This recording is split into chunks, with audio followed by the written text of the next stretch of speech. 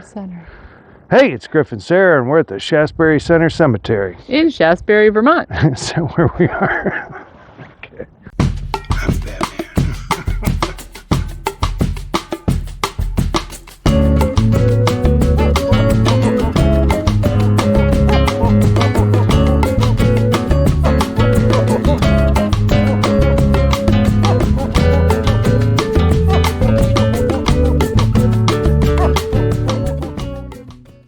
Alright guys,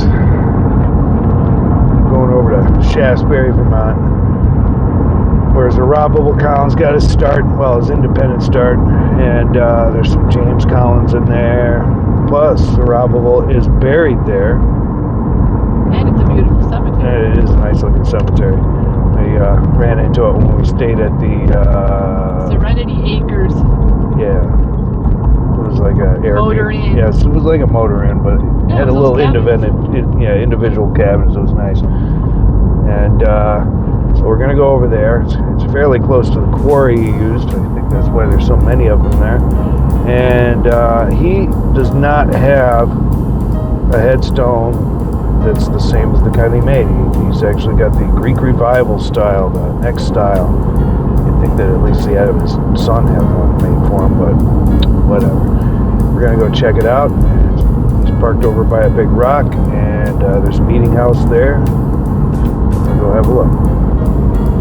Walking around here in the Shaftsbury Center Cemetery. We're looking for Zerubbabel, but I guess I'm supposed to be calling him Zerubbabel or whatever. I can't stop calling him Zerubbabel, so we'll go with that.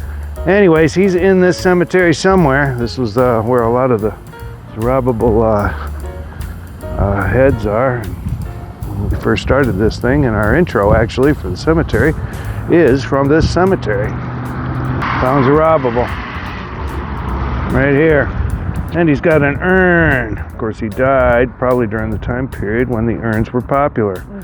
Not his head. Is it 1796? It is. I don't know. I guess he was ahead of his time with the urn. Well, when you're in the biz, you know. Yes, I suppose you do.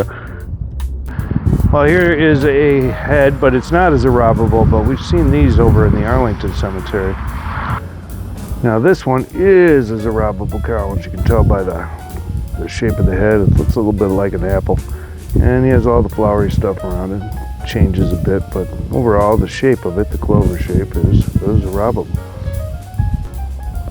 Governor Galusha, here we have in memory of Mrs. Mary Galusha, the amiable consort of Jonas Galusha.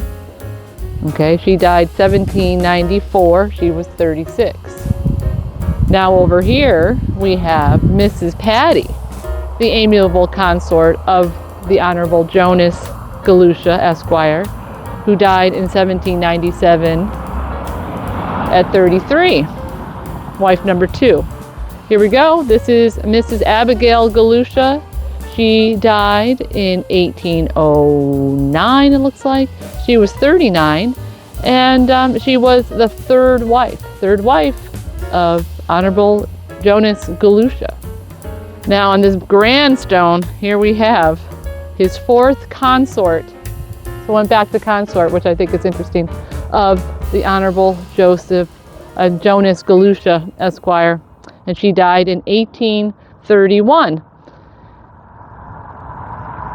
And here we have Governor Galusha himself, died in 1834. Oh, this is a classic James Collins. This is Zerubbabel's son, James. Also a carver. You can tell it's James because, first off, it says Memento Mori on top. He's got the little cap, more squared jaw, and the wings come down low. The Shaftsbury Center Cemetery, and just look at all these great old stones. You know, I'm not sure if that's Zerubbabel or not. It's just gorgeous. This one over here, this is much like, look, the hands and the birds. We see stones like this up in Arlington, Vermont. Great stones. Now these are cool over here because they're just the blanks with just a real primitive carving. So, you know, it could be a footstone that made it, or maybe it's the actual stone, I don't know. But they're just so sweet. Yeah, it's the same shape, but it's just simple. So could it be a footstone? Is it a real stone, the whole thing? I think it might be the whole thing. What do you think, Griff? Lots of Zerubbabels, all in a big row, beautifully carved. Just gorgeous. Now, looks like parts of the steeple have fallen off. There's another piece over there. Let's take a quick look up top. This place is falling apart. Oh, relentless death. Oh, this is an army man. Yeah. Died in his return from camp on the 18th of September, 1775. It's the worst. Yeah. Coming home. Greatly beloved. Remember, guys, like and subscribe.